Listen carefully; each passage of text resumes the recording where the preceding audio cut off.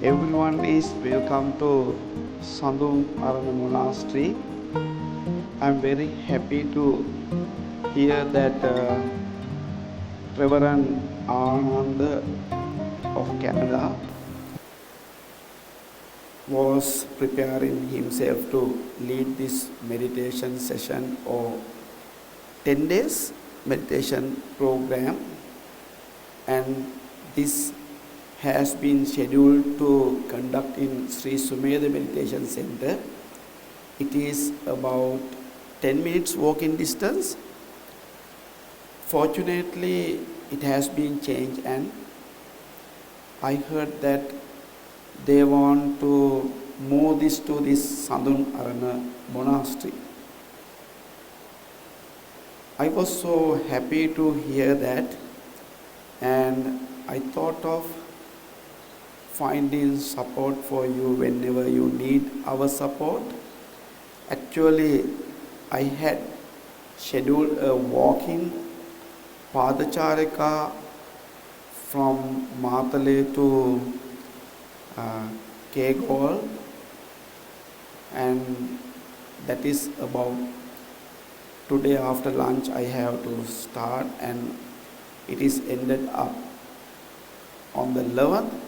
I cancelled because I thought that I should be here and find caring as a father. So I'm very happy, but I may not be able to stay for the whole days because I'm going to leave Sri Lanka on the 14th to UK, Canada, USA and Netherlands. Anyway, that I feel that this is going to be a wonderful meditation session, and we are happy to help whenever you need help. So everyone is blessed by the triple gem, and I'm happy to hand over this session to Reverend Ānanda. So I'm extremely happy to find courage and energy for you to lead this meditation session. So thank you for your coming to this monastery. Sadhu, sadhu, sadhu. Okay, welcome. Bienvenue. How do I say welcome in Denmark? Danish? Velkommen. That's easy. Good. Do we have other nationalities? Other... Matthias, where are you from again? Finland? Velbatura. Ah, sounds good. Okay. So Sila Gavesi Bhante Tero is a wonderful and very kind monk. He's basically offered his monastery for our retreat and a lot of support. He's been very supportive, offered all of his staff. So we're very grateful to him, obviously. And I'm very happy that he could be here for an opening few words so that you can meet him. And that's already a good start. Now you're getting to get a feel for the weather around here. And this is, usually it happens once a day at least. There's going to be some rain. So this is to be expected. But in Sri Lanka this is somewhat lovely because it keeps things cool, keeps things, especially for people from cooler countries like me. This is a very lovely climate. And so we're very fortunate to be here in this special place. This is a very special place to me anyways. This is a great pleasure to welcome you all here. This is a place where I will be spending, I am spending quite a bit of time, and so because it is quite dear to my heart, and I think the energy of the place will help this retreat, hopefully, and help everybody on this path. So without further ado, right now is only meant to be a brief orientation so that everybody can know what to expect, how the retreat will work. And basically we'll talk about the schedule mainly, and where to find things, how it's all going to work together.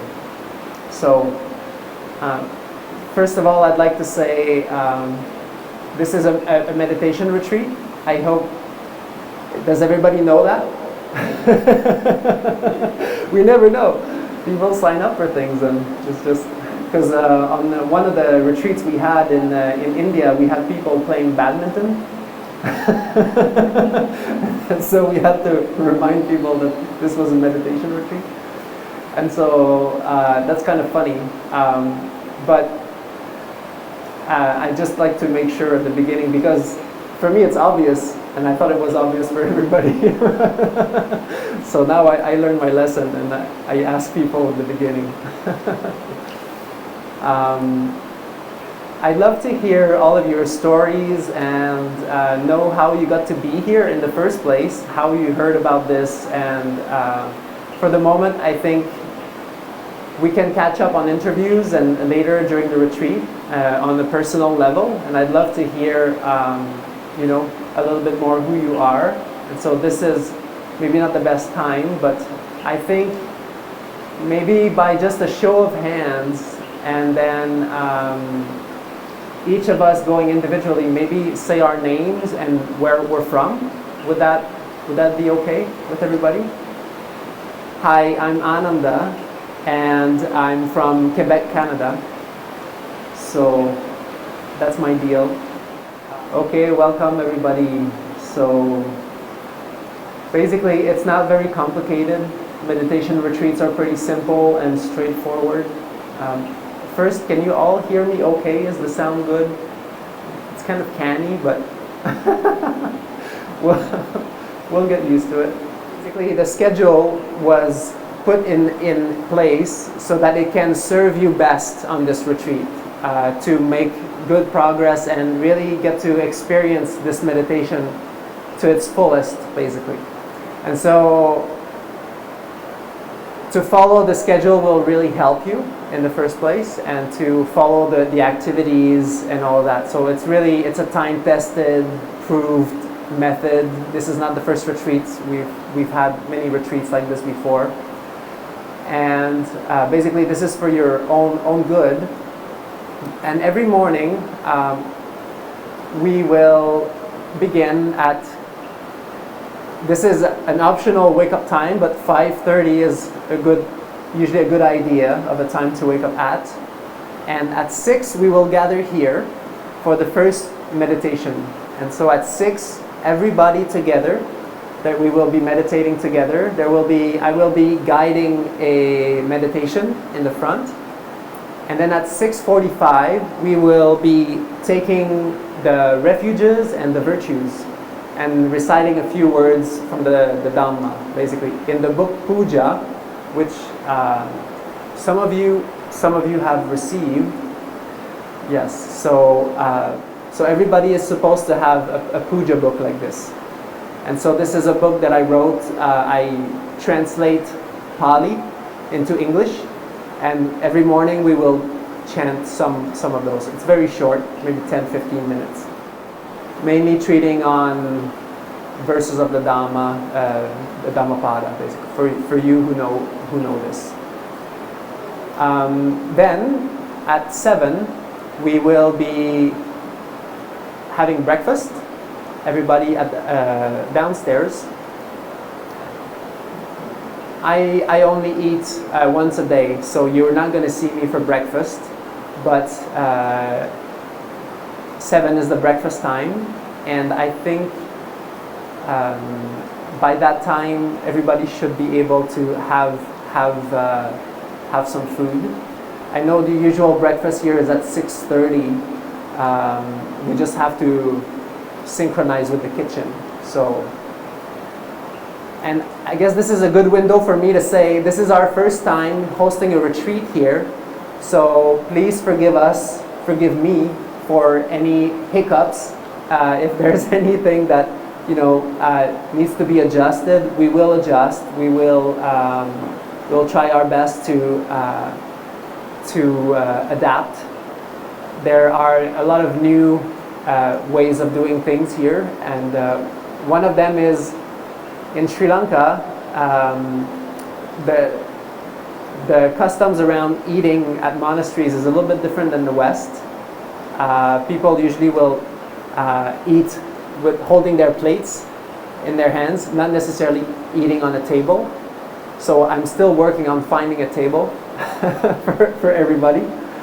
But I think we should find a way for everybody to eat comfortably. And so just afterwards at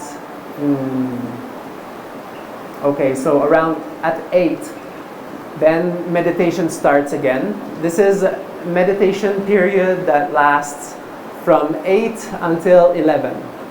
So whenever you're not eating, you're meant to be meditating. Or either sitting meditation, walking meditation. The only thing that will vary is that there will also be meditators interviews. And since this meditation technique is very dynamic, there's a lot of things that happen in this particular technique. And what I will be teaching here for the next 10 days is very much inspired by a technique called TWIM, which was elaborated by my teacher, Bhante Ānanda. And so this method is very dynamic, and there needs to be a follow-up every day with everybody to make sure that everybody stays on the right track.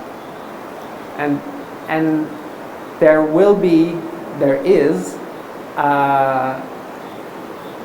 schedule for meditation interviews. You probably saw it right in front of the door at the bottom. Did you see the interview schedule? Okay. No, yes. And then this one, sometimes I don't know what it means. I'm just kidding. And everybody's name is there. There's a time, and I am asking everybody to come 5 minutes earlier, so that there's no waiting in between, and we can have a really good rotation. It's 10-minute interviews, everybody, every day, except the day one, except tomorrow.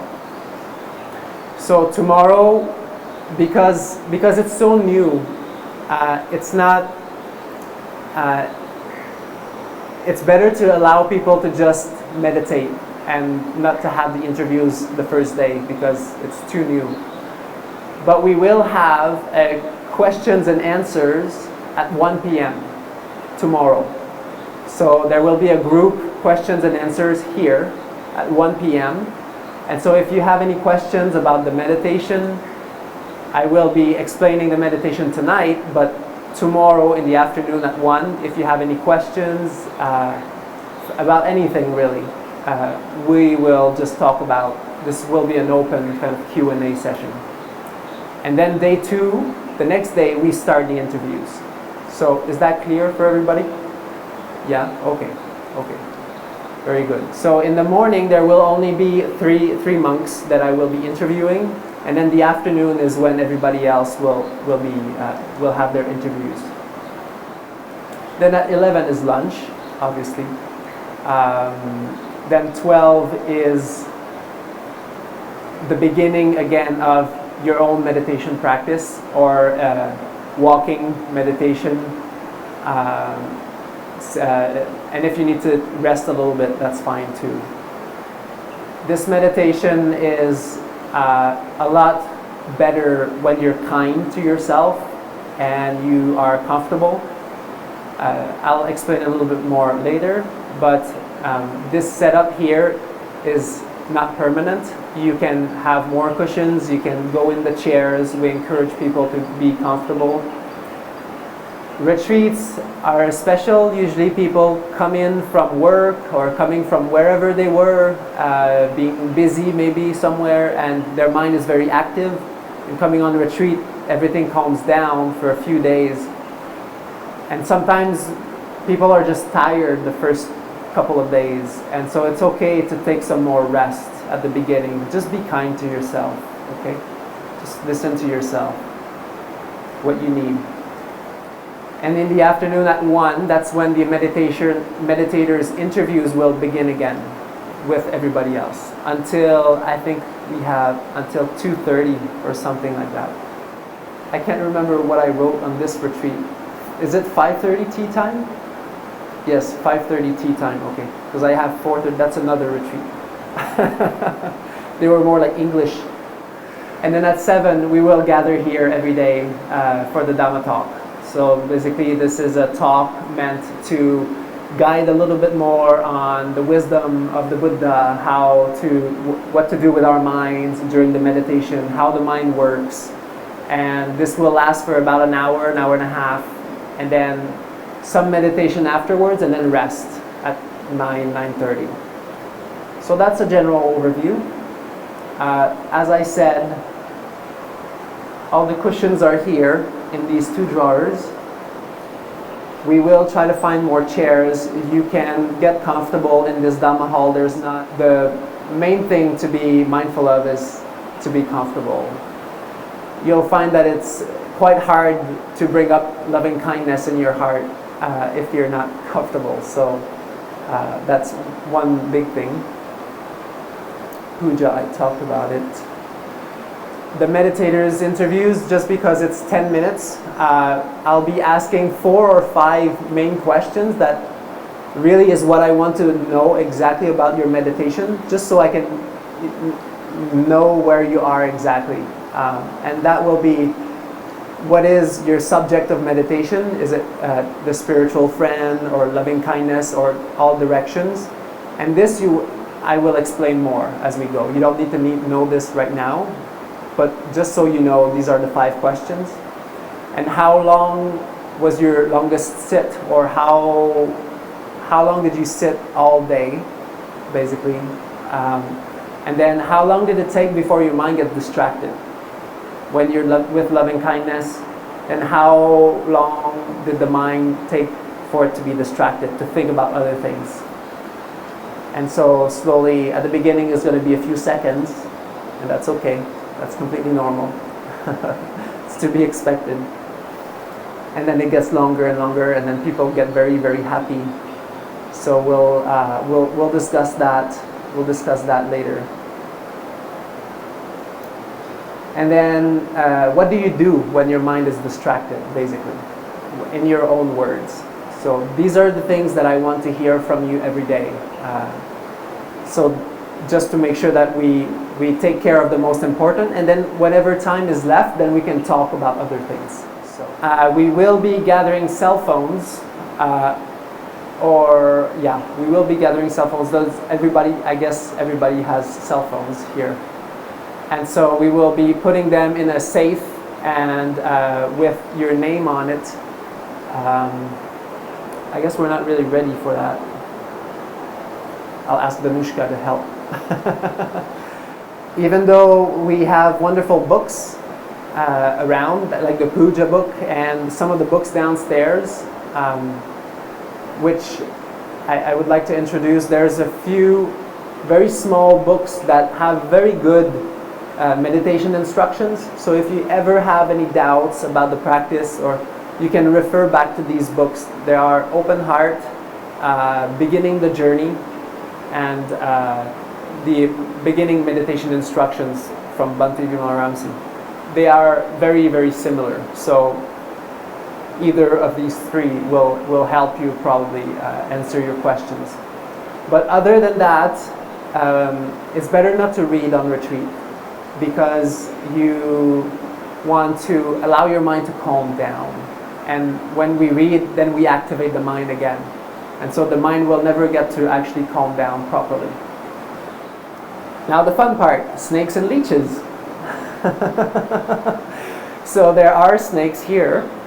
Some snakes, not a ton, but basically the main thing to know about it is they come out at night. You basically want to have a lamp, a flashlight, a headlamp, whenever you walk around at night. That is the safe thing to do, because the problems that happen is usually people think it's a stick. They walk without a torch, and they step on a snake, basically. That's usually a typical scenario. Now don't worry, this place is not swarming with snakes, but there are some around. So it's just really good for everybody to know this for your own safety. And please carry a flashlight when you go out at night if you have to. I would say I'm not sure what you would want to be doing around here at night looking in the tea plantation, but that's up to you. And then leeches, so basically, okay, here's a little crash course on how to deal with leeches. The worst thing to do is to try to pull them out because they're really slippery and it's just never going to work. They're really strong like this. You want to scrape them with your nail like this and then just kindly flick them to prevent you from having leeches on your heels and feet. Basically is to put citronella oil on your feet, ankles, and maybe in between your toes. That's a place they really like. Because here is we're high in elevation in Sri Lanka. This is like the wet tea hill country, and so there's a lot of leeches here. So if you stay on the concrete, it's fine. It's the best place to be. Rocks and concrete, basically. Mud and grass is where there will be a lot more of them. So if you avoid these places, that will be good. And then soap or salt on your skin, so that they don't like.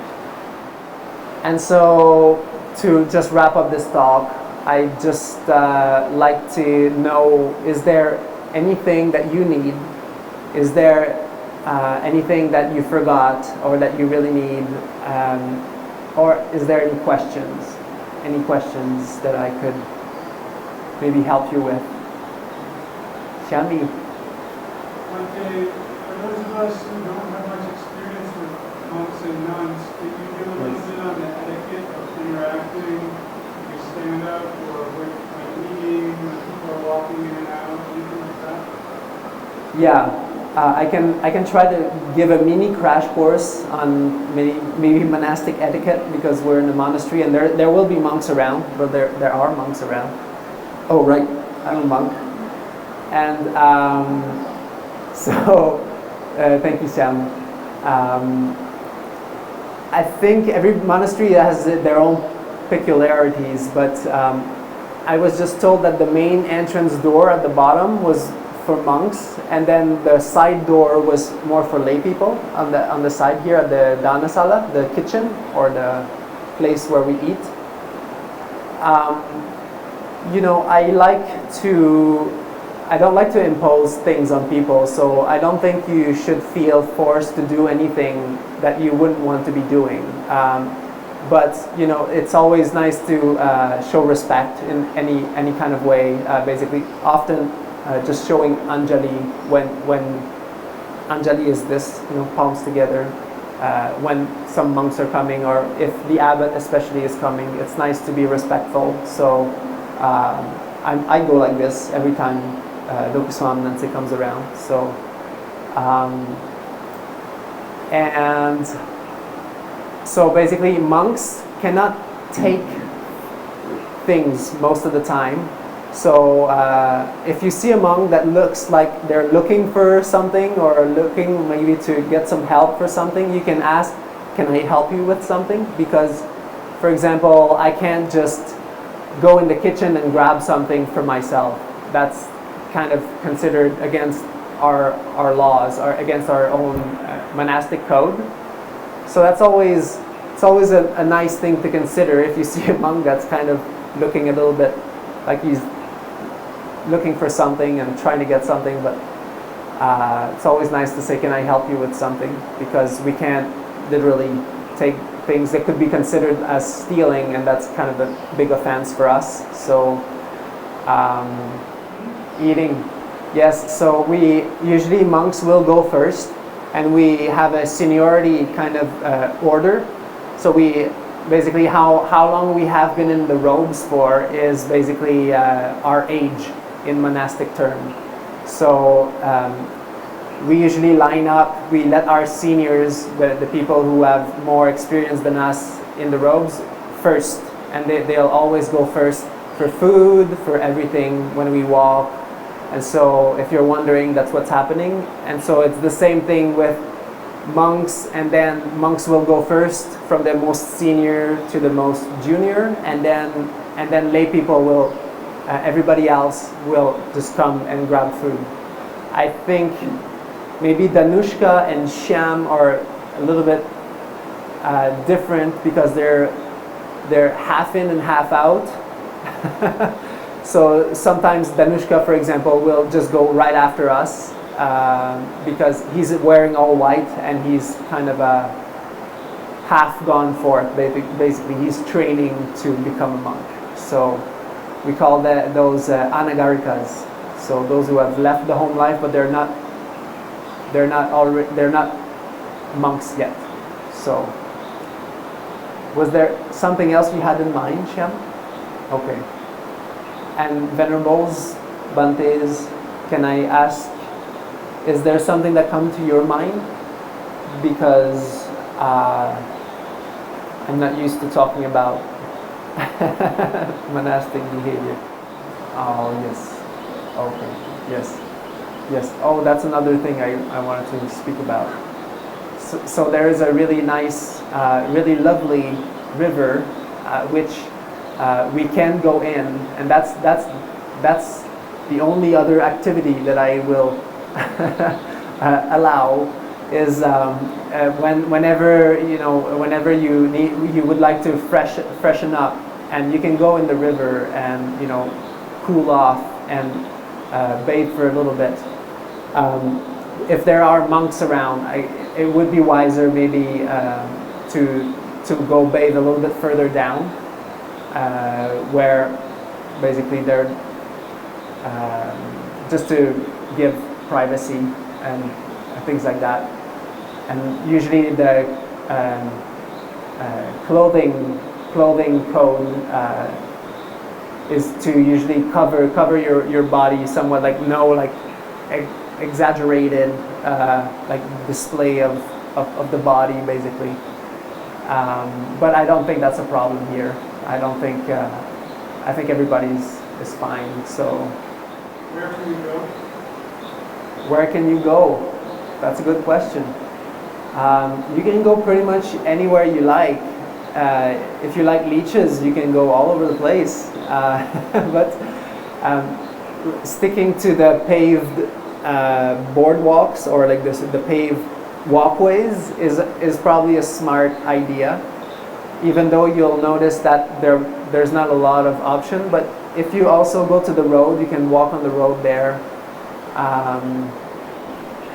And on the sides of this building is quite long. So if you want to walk, do meditation walk, you can do this on the sides here.